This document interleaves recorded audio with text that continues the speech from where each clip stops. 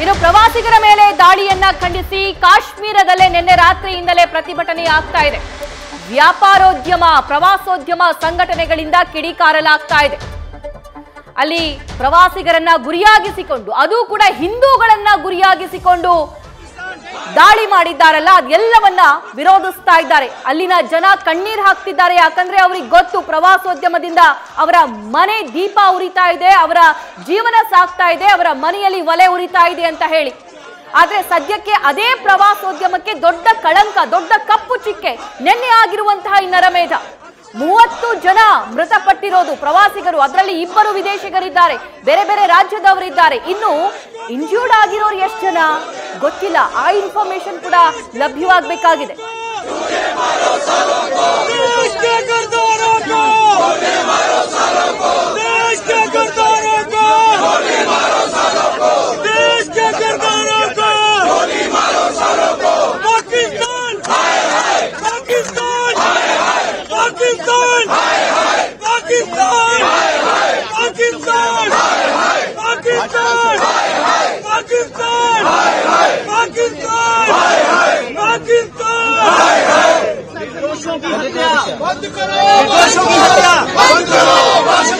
निर्दोषों की हत्या बंद करो, बंद करो, निर्दोषों की हत्या बंद करो, बंद करो, हिंदुओं की हत्या बंद करो,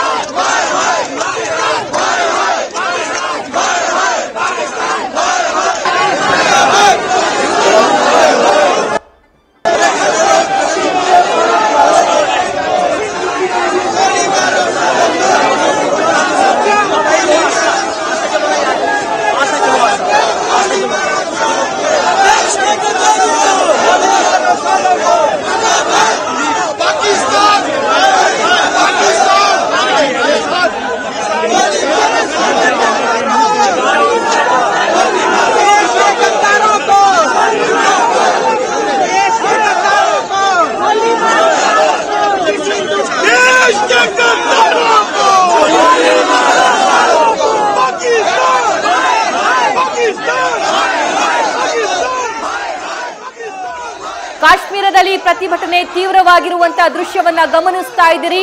ಖಂಡಿಸ್ತಾ ಇದ್ದಾರೆ ಪಾಕಿಸ್ತಾನಿಗಳನ್ನ, ನರಬುದ್ಧಿಗಳನ್ನ ಇವರು ಖಂಡಿಸ್ತಿದ್ದಾರೆ. ಅಟ್ಲೀಸ್ಟ್ ಇವರಲ್ಲಿರುವಂತಹ ಈ ಆಕ್ರೋಶ ಇದೆಯಲ್ಲ, ಪಾಕಿಸ್ತಾನರ ಬಗ್ಗೆ ಇರುವಂತಹ ಆ ಕಲ್ಪನೆ ಇದೆಯಲ್ಲ, ಆ ಮನಸ್ಥಿತಿ ಇದೆಯಲ್ಲ, ಅದರಲ್ಲಿ ಅರ್ಧ ಅಲ್ಲ, ಕಾಲು ಭಾಗದಷ್ಟು ಈ ಭಾಗದಲ್ಲಿರುವಂತಹ ಜನಪ್ರತಿನಿಧಿಗಳಿಗೆ ಇದ್ದಿದ್ರೆ ಬಹುಶಃ ಇವತ್ತು ಇಂತಹ ಸಿಚುವೇಶನ್ ಬರ್ತಾ ಇರ್ಲಿಲ್ವೇನೋ. ಇನ್ನು ಪಹಲ್ಗಾಮ್ನಲ್ಲಿ ನಡೆದಿರುವಂತಹ ಆ ಘಟನೆ ಇದೆಯಲ್ಲ, ಆ ಘಟನಾ ಸ್ಥಳ ಇದೆಯಲ್ಲ, ಅಲ್ಲೂ ಕೂಡ ಭದ್ರತೆ ಅಷ್ಟು ದೊಡ್ಡ ಪ್ರಮಾಣದಲ್ಲಿ ಇರಲ್ಲ ಅಂತ ಹೇಳಿ ಅಲ್ಲಿಗೆ ಹೋಗಿ ಬಂದಂತಹ ಪ್ರವಾಸಿಗರು ಹೇಳ್ತಾ ಇದ್ರು.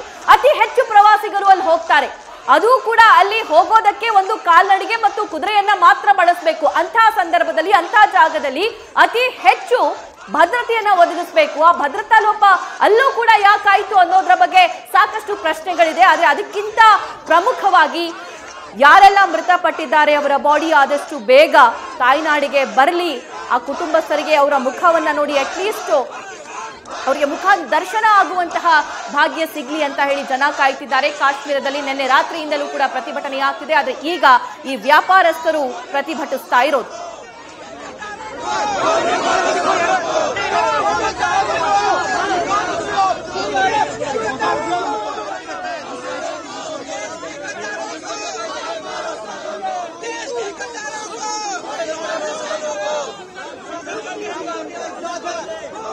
ಕಾಶ್ಮೀರದಲ್ಲಿ ಈಗ ಜನರ ಆಕ್ರೋಶದ ಕಟ್ಟೆಯೊಡೆದಿದೆ.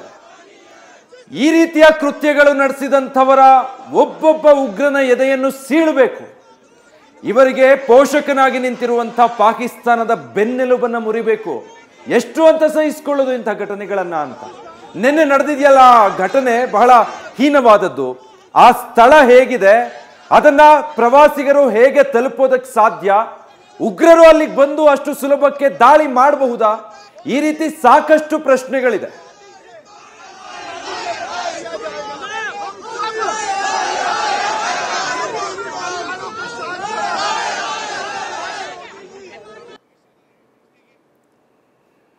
वही साहब ये यूनियन का प्रेसिडेंट है, ये साथ नहीं, आपको कोई टेंशन नहीं मैडम, आप कोई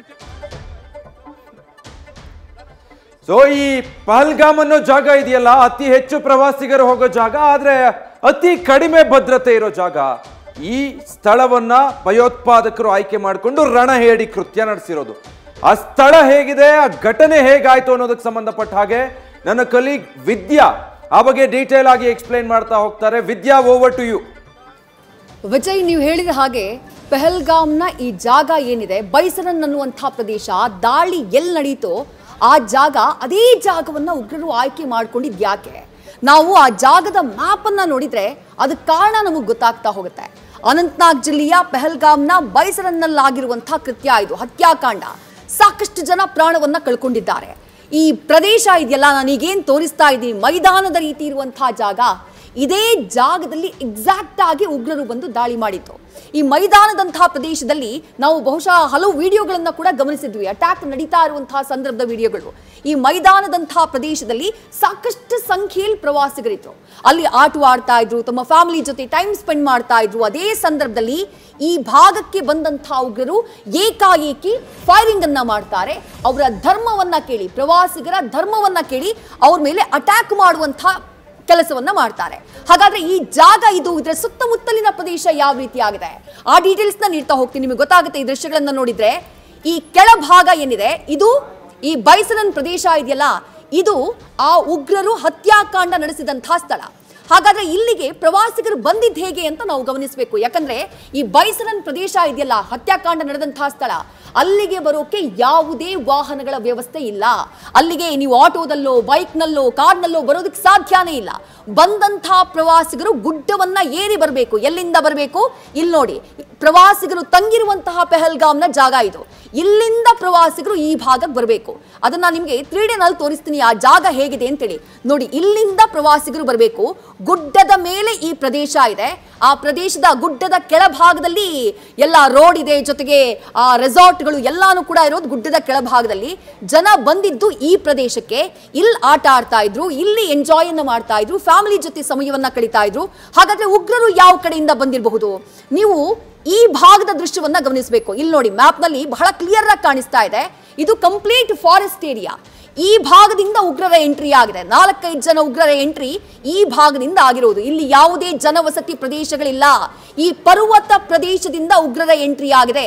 ಎಂಟ್ರಿ ಆದಂತಹ ಉಗ್ರರು ಬೈಸರನ್ನ ಈ ಜಾಗ ಏನಿದೆ, ಈ ಪ್ರದೇಶ ಏನಿದೆ, ಇಲ್ಲಿ ದೊಡ್ಡ ಹತ್ಯಾಕಾಂಡವನ್ನ ನಡೆಸಿಬಿಟ್ಟಿದ್ದಾರೆ. ಈ ಭಾಗದಲ್ಲಿ ಒಟ್ಟು 28 ಜನರ ಪ್ರಾಣವನ್ನ ತೆಗೆದುಬಿಟ್ಟಿದ್ದಾರೆ. 28ರಿಂದ 30 ಜನರ ಪ್ರಾಣ. ಅವರ ಜಾತಿ ಧರ್ಮವನ್ನ ಕೇಳಿ ಅವರ ಮೇಲೆ ಅಟ್ಯಾಕ್ ಮಾಡುವಂತ ಕೆಲಸ ಆಗಿದೆ. ಇನ್ನು ಈ ಪ್ರದೇಶದ ಬಗ್ಗೆ ಮತ್ತೊಂದು ಮಹತ್ವದ ಮಾಹಿತಿ ಏನು ಅಂತಂದ್ರೆ, ಈ ಜಾಗ ಇದೆಯಲ್ಲ ಪಹಲ್ಗಾಮ್ನ ಈ ಬೈಸರನ್ ಅನ್ನುವಂತಹ ಪ್ರದೇಶ, ಇದನ್ನ ಮಿನಿ ಸ್ವಿಟ್ಜರ್ಲ್ಯಾಂಡ್ ಅಂತ ಹೇಳಿ ಕರೀತಾರಂತೆ. ಅಂದ್ರೆ ಪ್ರಕೃತಿ ಸೌಂದರ್ಯದ ನೆಲೆಬೀಡು ಈ ಜಾಗ. ಆ ಕಾರಣಕ್ಕಾಗಿನೇ ಅಲ್ಲಿಗೆ ಬಹಳ ದೊಡ್ಡ ಸಂಖ್ಯೆಯಲ್ಲಿ ಪ್ರವಾಸಿಗರು ಹೋಗ್ತಾರೆ. ಮಿನಿ ಸ್ವಿಟ್ಜರ್ಲ್ಯಾಂಡ್ ಅಂತ ಹೇಳಿ ಆ ಜಾಗವನ್ನ ಕರೀತಾ ಇದ್ದಿದ್ದು ಅದೇ ಕಾರಣಕ್ಕೆ. ಆ ಕಾರಣಕ್ಕಾಗಿನೇ ಈ ಬೆಟ್ಟ ಗುಡ್ಡಗಳನ್ನ ಹತ್ಕೊಂಡು, ಇಲ್ಲಿಂದ ನೋಡಿ, ಈ ಕೆಳಭಾಗದಿಂದ ಬೆಟ್ಟ ಗುಡ್ಡ ಹತ್ಕೊಂಡು ಈ ಪ್ರದೇಶಕ್ಕೆ ಪ್ರವಾಸಿಗರು ಬಂದಿದ್ರು. ಇಲ್ಲಿ ಬಂದಿದ್ದಂತಹ ಸಂದರ್ಭದಲ್ಲಿ, ಇಲ್ಲಿ ಫ್ಯಾಮಿಲಿಗಳ ಜೊತೆ ಎಂಜಾಯ್ ಮಾಡ್ತಿದ್ದಂತಹ ಸಂದರ್ಭದಲ್ಲೇ ರಕ್ಕಸ ಉಗ್ರರು ಏಕಾಏಕಿ ಅವರ ಮೇಲೆ ದಾಳಿಯನ್ನ ಮಾಡಿದ್ದು, ಅವರ ಜೀವವನ್ನ ತೆಗೆದಿದ್ದು, ನಿರ್ದಯವಾಗಿ ದಾಳಿಯನ್ನ ಮಾಡಿದ್ದಾರೆ. ನಾವು ನೋಡಿದ್ದೀವಿ ವಿಜಯ್, ಎಂಥೆಂಥದ್ದೋ ದೃಶ್ಯಗಳು, ಕರುಣಾಜನಕರ ದೃಶ್ಯಗಳು. ಗಂಡನನ್ನ ಕೊಲೆ ಮಾಡ್ತಾರೆ, ಹೆಂಡತಿನ ಸಾಯಿಸಲ್ಲ. ಹೆಂಡತಿ ನನ್ನನ್ನ ಕೊಲೆ ಮಾಡಿ ಅಂತ ಹೇಳಿದ್ರು ಸಾಯಿಸೋದಕ್ಕೆ ಹೋಗೋದಿಲ್ಲ, ಹೋಗಿ ಮೋದಿಗೆ ಹೇಳು ಅನ್ನೋದು. ಎಷ್ಟೋ ಜನ ಪ್ರವಾಸಿಗರು ತಮ್ಮ ಪತಿಯನ್ನ ಕಳ್ಕೊಂಡವರು ಸೈನಿಕರ ಮುಂದೆ ಸಿಕ್ಕಂತಹ ಸಂದರ್ಭದಲ್ಲೂ ಎಂಥ ಸಿಚುವೇಶನ್ ಇತ್ತು ಅವ್ರದ್ದು. ಸೈನಿಕರನ್ನು ನಂಬದಂತಹ ಪರಿಸ್ಥಿತಿ. ಆ ಗನ್ನನ್ನ ನೋಡಿ ಅರಚಾಡೋದಕ್ಕೆ, ಕಿರುಚಾಡೋದಕ್ಕೆ ಶುರು ಮಾಡ್ತಾರೆ. ನನ್ನ ಮಗಳಿಗೇನು ಮಾಡಬೇಡಿ, ನನ್ನ ಮಕ್ಕಳಿಗೇನು ಮಾಡಬೇಡಿ ಅಂತ ಹೇಳಿ ಕೂಗ್ತಾರೆ. ಆ ಹತ್ಯಾಕಾಂಡ ನಡೆದಂತಹ ಜಾಗ ಇದೇ ವಿಜಯ್. ಈ ಭಾಗಕ್ಕೆ ಬರೋದಕ್ಕೆ ಅವರು ಅಷ್ಟು ಈಸಿಯಾಗಿ ಬರೋದಕ್ಕೆ ಕಾರಣ ಆಗಿದ್ದು ಈ ಭಾಗದಲ್ಲಿರುವಂತಹ ಈ ದಟ್ಟವಾದ ಕಾಡು, ದಟ್ಟ ದಟ್ಟವಾದ ಪರ್ವತ ಪ್ರದೇಶ, ಇಲ್ಲಿಂದಾನೇ ಅವರ ಎಂಟ್ರಿ ಆಗಿದೆ.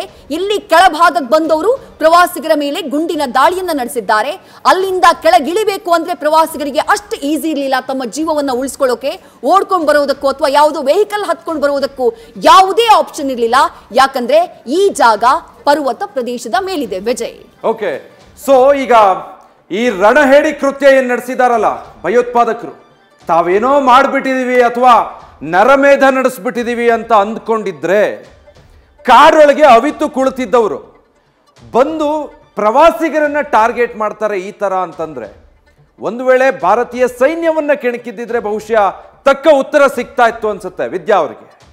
ಎಕ್ಸಾಕ್ಟ್ಲಿ ವಿಜಯ್, ಭಾರತೀಯ ಸೇನೆಯನ್ನ ಅವರು ಕೆಣಕಿದ್ದಿದ್ರೆ ತಕ್ಕ ಉತ್ತರ ಸಿಗ್ತಾ ಇತ್ತು. ಬಟ್ ಈ ಭಾಗ ಏನಿದೆ ಇದು ಪ್ರವಾಸಿಗರ ಹಾಟ್ಸ್ಪಾಟ್. ಇದು ಸಾಕಷ್ಟು ಸಂಖ್ಯೆಯಲ್ಲಿ ಪ್ರವಾಸಿಗರು ಆ ಭಾಗಕ್ಕೆ ಹೋಗ್ತಾರೆ, ಪ್ರತಿ ವರ್ಷ ಹೋಗ್ತಾರಂತೆ. ಅದರಲ್ಲೂ ಈಗ ಆರ್ಟಿಕಲ್ 370 ತೆಗೆದ ಮೇಲೆ ಒಂದ್ ರೀತಿ ಶಾಂತಿಯ ವಾತಾವರಣ ಮನೆ ಮಾಡಿದೆ ಅನ್ನುವಂಥ ವಿಶ್ವಾಸ ದೇಶದ ಜನರಲ್ಲಿ ಮೂಡಿತ್ತು, ವಿದೇಶಿ ಪ್ರವಾಸಿಗರಲ್ಲೂ ಮೂಡಿತ್ತು. ನಮಗೆ ಗೊತ್ತಿದೆ ಕಾಶ್ಮೀರ ಅನ್ನುವಂಥದ್ದು ಅದು ಭೂಲೋಕದ ಸ್ವರ್ಗ, ಅದರ ಸೌಂದರ್ಯನೇ ಬೇರೆ. ಆ ಹಿಮಚ್ಛಾದಿತ ಪರ್ವತಗಳನ್ನ, ಆ ಹಸಿರು ಗಿರಿಶ್ರೇಣಿಗಳನ್ನ ನೋಡೋದೇ ಚಂದ. ಆ ಕಾರಣಕ್ಕಾಗಿ ದೊಡ್ಡ ಸಂಖ್ಯೆಯಲ್ಲಿ ಪ್ರವಾಸಿಗರು ಹೋಗಿರ್ತಾರೆ. ಆದ್ರೆ ಹೋದಂತಹ ಪ್ರವಾಸಿಗರನ್ನ ಟಾರ್ಗೆಟ್ ಮಾಡಿದಂತಹ ಮ್ಯಾಪ್ ಎಕ್ಸ್ಪ್ಲೇನ್ ಮಾಡ್ತಿದ್ದೀರಿ. ಸೊ ಹಾಗಾಗಿ ನಾನು ಈ ಪ್ರಶ್ನೆಯನ್ನ ಕೇಳ್ತಾ ಇದ್ದೀನಿ. ಉಗ್ರರು ಅಲ್ಲಿಗೆ ನುಸುಳ್ತಾರೆ, ಅವ್ರು ಬರ್ತಾರೆ ಅನ್ನೋದು ಅಷ್ಟು ಈಸಿ ಅಲ್ಲ. ಅದು ತುಂಬಾ ಕಡಿದಾಗಿರುವಂತಹ ಜಾಗ, ನಡ್ಕೊಂಡು ಹೋಗೋದಕ್ಕೂ ಕೂಡ ಅಲ್ಲಿ ಸಾಧ್ಯವಾಗಲ್ಲ ಅಂಥ ಜಾಗ. ಆದ್ರೂ ಕೂಡ ಅವರು ಬಂದಿರೋದು ಪಾಕಿಸ್ತಾನ ಗಡಿಯಿಂದನೋ ಅಥವಾ ಬೇರೆ ಯಾವ ಮಾರ್ಗದ ಮೂಲಕ ಅವ್ರು ಬಂದ್ರು ಅನ್ನೋದು ಇಲ್ಲಿ ಮ್ಯಾಪ್ ನೋಡಿದ್ರೆ ಈಸಿಲಿ ಗೊತ್ತಾಗುತ್ತೆ. ಯಾವುದು ತುಂಬಾ ಕಡಿದಾಗಿರುವಂತಹ ಪರ್ವತ ಶ್ರೇಣಿಗಳಿದಾವೋ ಅಲ್ಲಿಂದ ಬಂದಿರಬಹುದು ಅಂತ. ಸೊ ಅಲ್ಲಿಗೂ ಈ ಗಡಿಗೂ ಎಷ್ಟು ದೂರ ಇದೆ, ಅದ್ರ ಬಗ್ಗೆ ಏನಾದರೂ ಮಾಹಿತಿ ಸಿಕ್ಕಿದೆಯಾ? ಅವರು ಎಕ್ಸಾಕ್ಟ್ಲಿ ಎಷ್ಟು ಜನ ಬಂದಿದ್ರು, ಎಲ್ಲಿಂದ ಬಂದಿದ್ರು ಅನ್ನೋ ಇನ್ಫಾರ್ಮೇಶನ್ ಏನಾದರೂ ಇದೆಯಾ? ಸದ್ಯಕ್ಕಿರುವಂತ ಮಾಹಿತಿ ಪ್ರಕಾರ ಒಂದು 6 ರಿಂದ 7 ಜನರ ಗುಂಪಿತ್ತು ಅನ್ನುವಂತ ಮಾಹಿತಿ. ಅವರು 3 ತಂಡಗಳಾಗಿ ಅವರು ಡಿವೈಡ್ ಆಗಿದ್ರು ಅನ್ನುವಂತ ಮಾಹಿತಿ ಇದೆ. ಆ ರೀತಿ ತಂಡಗಳಾಗಿ ಈ ಭಾಗದಲ್ಲಿದ್ದಂತಹ ಪ್ರವಾಸಿಗರ ಮೇಲೆ ಒಂದು ಸೈಡ್ ನಿಂದ ಅಟ್ಯಾಕ್ ಆಗಲ್ಲ, 2 ಸೈಡ್ ನಿಂದ ಅಟ್ಯಾಕ್ ಆಗಿದೆ ಅನ್ನೋದು ಸದ್ಯಕ್ಕಿರುವಂತ ಮಾಹಿತಿ. ಈ ಪ್ರದೇಶಕ್ಕೆ ಬರೋದಕ್ಕೆ ಈಸಿ, ಯಾಕಂದ್ರೆ ನಾನು ಆಗ್ಲೇ ಹೇಳಿದ ಹಾಗೆ ಇದು ಕಂಪ್ಲೀಟ್ ಆಗಿ ಪರ್ವತ ಶ್ರೇಣಿ. ಇದು ಏಕಾಏಕಿ ನಡೆದಿರುವಂತಹ ಕೃತ್ಯ ಆಗಿರ್ಲಿಕ್ಕಿಲ್ಲ, ಕಂಪ್ಲೀಟ್ ಆಗಿ ಪ್ರೀ ಪ್ಲಾನ್ ಅನ್ನ ಮಾಡ್ಕೊಂಡು ಬಂದಿದ್ದಾರೆ. ಅದರಲ್ಲಿ ಇದ್ದಂತಹ ಉಗ್ರರಲ್ಲಿ ಯಾರು 5 ರಿಂದ 6 ಜನ ಉಗ್ರರು ಹತ್ಯಾಕಾಂಡವನ್ನ ಮಾಡಿದ್ರು, ಅದರಲ್ಲಿ 2 ಸ್ಥಳೀಯರು ಕೂಡ ಇದ್ರು ಅನ್ನುವಂತ ಮಾಹಿತಿ ಇದೆ. ಉಳಿದಂತಹ ಉಗ್ರರು ಪಾಕಿಸ್ತಾನದಲ್ಲಿ ಟ್ರೈನಿಂಗ್ ಅನ್ನ ಪಡೆದು ಬಂದವರು ಅನ್ನುವಂತ ಮಾಹಿತಿ ಕೂಡ ಇದೆ. ಹಾಗಾಗಿ ಸದ್ಯ ಕೂಂಬಿಂಗ್ ಕಾರ್ಯಾಚರಣೆ ಆಲ್ರೆಡಿ ಆರಂಭ ಆಗಿದೆ.